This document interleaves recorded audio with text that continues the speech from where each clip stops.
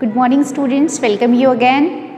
हम लोग अपना बीकॉम फर्स्ट ईयर का डिपार्टमेंटल अकाउंट कंटिन्यू कर रहे हैं। इस सीरीज़ में हमने अपने पिछले 2 लेक्चर्स में इसका पूरा बेसिक पढ़ा, देन उसके बाद हमने इस पर बेस्ड प्रॉब्लम की है। लास्ट लेक्चर में हमने देखा बच्चों कि किस तरह से स्टॉक रिजर्व कैलकुलेट किया जाता है, उसकी एंट्री की जाती है जनरल P&L में, ठीक है। क्लोजिंग और ओपनिंग स्टॉक का जो नेट अमाउंट आता है उसी स्टॉक रिजर्व को हम अपनी बुक्स में जगह देते हैं, उसकी एंट्री करते हैं। अब हम इस पर बेस्ड एक प्रॉब्लम और लेते हैं। पिछले क्वेश्चन में क्या था बच्चों कि केवल एक ही डिपार्टमेंट दूसरे को सेंड कर रहा था, है ना, और उस पर प्रॉफिट अर्न कर रहा था। अगर ऐसा हो कि दोनों डिपार्टमेंट ही एक दूसरे को भेजते हैं और उस पर प्रॉफिट अर्न करते हैं, तो फिर उस कंडीशन में हम क्या करेंगे? बिल्कुल वैसे ही क्वेश्चन सॉल्व होगा। केवल आपको यहाँ पर ध्यान ये रखना है कि एक डिपार्टमेंट का स्टॉक लेना है और दूसरे जो सेंडर डिपार्टमेंट है, भेजने वाला है, उसका आपको GP लेना है, ठीक है। इसी तरीके से एक डिपार्टमेंट का अगर इधर वाले का मैं स्टॉक लूँगी तो दूसरे का GP लूँगी। GP की रेट हमेशा क्रॉस होगी, इस बात का आप ध्यान रखेंगे। सिर्फ इसीलिए हम ये वाला क्वेश्चन सॉल्व कर रहे हैं। बहुत ईजी सा सिंपल सा क्वेश्चन है, देखिए। A rubber company is running 2 departments, tyres and tubes. Fine. 31 March 2017 following information was calculated from its accounting books. क्या क्या मिला हमें उससे? Opening stock, purchases, sales, average rate of GP on sales in 15-16। ध्यान दीजिए पिछले साल के GP की रेट्स हैं, ठीक है। तो इसका मतलब क्लोजिंग स्टॉक नहीं दिया, क्लोजिंग स्टॉक बैलेंसिंग फिगर आ जाएगा, कोई दिक्कत नहीं है। Then rent and rates, salaries, advertisements, fine. Miscellaneous expenses are ₹4500 which are to be apportioned in the ratio of 4:5 between tires and tube department। उसने कहा कि अतिरिक्त विविध खर्चे हैं 4500 के, जिसे हमें 4:5 के रेशियो में बांटना है, तो बांट देंगे, हमें कोई प्रॉब्लम नहीं है। Closing stock of tyre department is this which includes 10,000 purchased from tubes department. देखिए दिया है उसने क्लोजिंग हमें कि 50 में से 10,000 ऐसा है जो कि ट्यूब से आया है, और ट्यूब डिपार्टमेंट के 1 लाख के स्टॉक में 15,000 की परचेजेस जो है टायर डिपार्टमेंट से है। इसका मतलब हमें जो एडजस्टमेंट है ना B और C में, केवल 10,000 और 15,000 पे ही करना है, पूरे अमाउंट पे नहीं करना है adjustment. In the opening stock of the both tyres and tubes goods of 5 and 7,500 are included which are received from inter departmental transactions.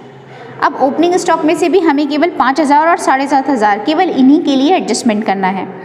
Inter departmental transfers are done between the 2 departments at market price. अगर एक cost per कर रहे होते तो हमें कुछ दिक्कत ही नहीं थी, सिंपल ट्रेडिंग एंड P&L बना देते, but they are doing these transactions at market price, so we have to made stock reserves, है ना, we have to calculate stock reserves and we have to adjust it. Fine. Prepare departmental trading and P&L account of the rubber company. Rubber company का departmental trading and P&L बनाना है, तो पहले तो हम जैसे बना रहे हैं नॉर्मल बना लेंगे, फिर जो जनरल P&L बनेगा उसके लिए मुझे स्टॉक रिजर्व कैलकुलेट करना पड़ेगा। फाइन, ठीक है, देखिए करते हैं इसको।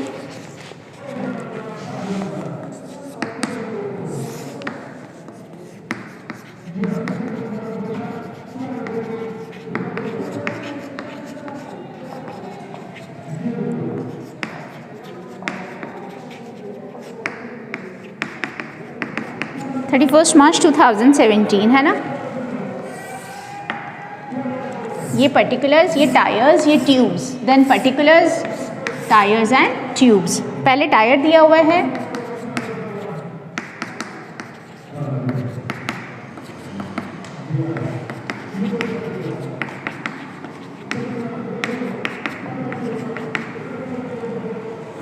तो देखिए बच्चों सबसे पहले हमें ओपनिंग स्टॉक मेंशन्ड है, कोई प्रॉब्लम ही नहीं है ओपनिंग स्टॉक में। कितना है हमारा? 25 and 20। फिर उसके बाद परचेजेस भी डायरेक्टली दिए हुए हैं, 2 परचेजेस 3,25,000 एंड 4,55,000। देन उसके बाद उसने हमें सेल्स दिए हैं, तो डायरेक्टली लिख दीजिए सेल्स 5 lakhs and 7,50,000, ठीक है, कोई दिक्कत नहीं है। अच्छा, इसके बाद हमें क्लोजिंग स्टॉक्स उसने नीचे इन्फॉर्मेशन में दिए हैं, आपने अगर ध्यान दिया हो तो बी और सी पॉइंट में। टायर का तो 50,000 है क्लोजिंग स्टॉक और ट्यूब का है 1 लाख रुपीज़, है ना, 50,000 and 1 lakh rupees, that is by closing. अब जो भी डिफरेंस आ जाएगा वो हमारा जीपी आ जाएगा। कैलकुलेट कर लीजिए जीपी कितना आ रहा है। वैसे उसने हमें रेट भी दिया हुआ है कि 40% और 50% है, तो 5 लाख का 40% हो गया 2,50,000 और इसका 40% है बच्चों, आई एम सॉरी, 5 लाख का 40% है, 50% तो 750 का है, इसका हो जाएगा 375। अब चेक कर लीजिए कि इनके बैलेंसेस मैच करेंगे क्योंकि सारी चीज़ें दी हैं। वैसे जीपी बैलेंसिंग फिगर भी आ सकता था। 550 मैच हो रहा है 850,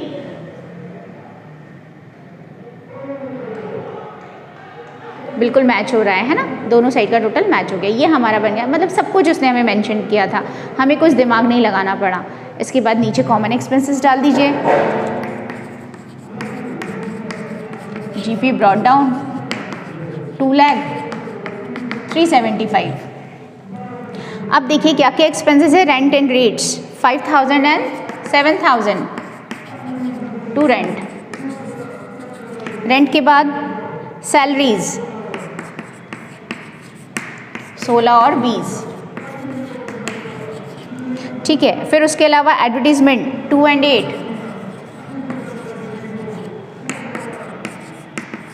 एडवर्टीजमेंट हो गया, ठीक है। फिर उसके बाद बच्चों उसने हमें दिया था फर्स्ट पॉइंट में मिसलेनियस एक्सपेंसेस 4,500 है, जिन्हें 4:5 के रेशियो में बांटना है। देखिए कैसे बांटेंगे 4,500 को 4:5, यानी कि नीचे 4 + 5 आता है ना रेशियो में बांटना। अब तो 4/9 हो जाएगा, तो 9 5 = 45, 5 4 = 20, 2,000 रुपये, और ये हो जाएगा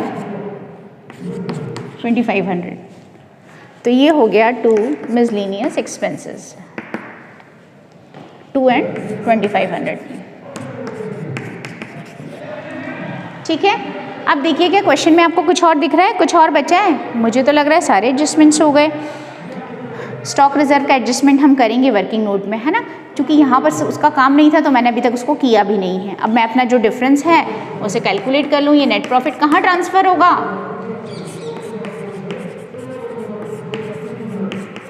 जनरल P&L में, ठीक है, जनरल P&L में डाल देंगे इसको। देख लीजिए कितना है, 25,000 माइनस किया 1,75,000, तो यहाँ आ गया है। और इसका देख लीजिए, इसमें से इसे लेस कर दीजिए, 37,500 इसमें से लेस हो जाएगा, तो ये 3,37,500 ये हो गया। ये मेरा जो भी हुआ, ठीक है, ये मेरे बैलेंसेस आ गए। अब मैं स्टॉक रिजर्व की बात करती हूँ, जिसके लिए हमने ये पूरा क्वेश्चन किया है। देखिए, it's a part of working note.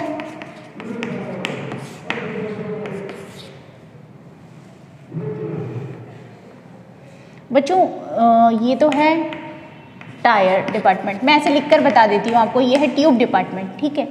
मैं पहले क्लोजिंग स्टॉक पे स्टॉक रिजर्व कैलकुलेट करती हूँ, देन ओपनिंग पे,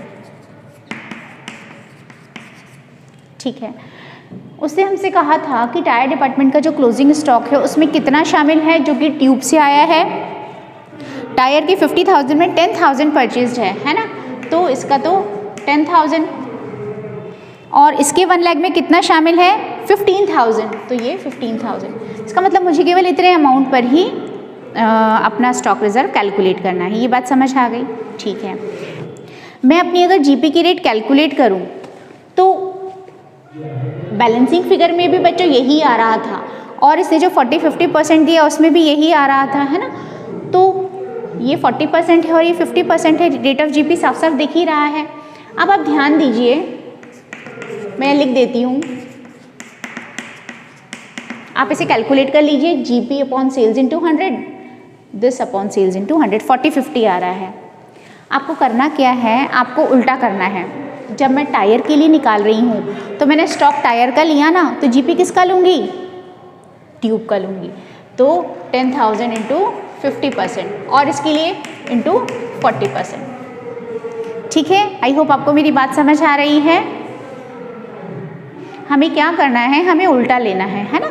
तो देख लीजिए इसका कितना हुआ, इसका 50% हो गया 5000 रुपी और इसका 40% हो गया 15,000 का 40% 6,000 रुपी। तो ये हमारा क्या हो गया, स्टॉक रिजर्व हो गया क्लोजिंग पे इन दोनों डिपार्टमेंट्स का। अच्छा, अब ओपनिंग में निकालिए। ओपनिंग में भी उसने हमें मेंशन किया हुआ है, कितना दिया हुआ है कि जो भी इसका ओपनिंग है इसमें से टायर में तो 5000 और ट्यूब में 7500, तो फिर से वही ले लीजिए 5000 7500। लेकिन रेट्स में किसकी लूँगी, यही वाली सेम, इस पर तो ट्यूब की और इस पर टायर की। इसका 2500 रुपी और इसका कितना आया है 3000 रुपी। ठीक है, ये हमारे ओपनिंग और क्लोजिंग स्टॉक रिजर्व हो गए।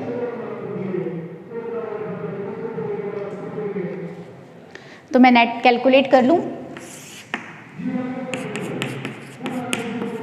नेट स्टॉक रिजर्व रिक्वायर्ड, कितना स्टॉक रिजर्व बनाना पड़ेगा, 5 - 2500 दैट इज 25 और 6 - 3 दैट इज 3000। तो मुझे इन दोनों का स्टॉक रिजर्व कितना बनाना पड़ेगा। तो अब आप देखिए इसको मैं यहाँ से इरेज कर रही हूँ बच्चों। अकाउंट तो एक ही बनेगा, जनरल P&L, लेकिन हम उसमें इंटरनल कॉलम में सेपरेट शो कर देंगे इसको, जो भी कंपनी का नाम है।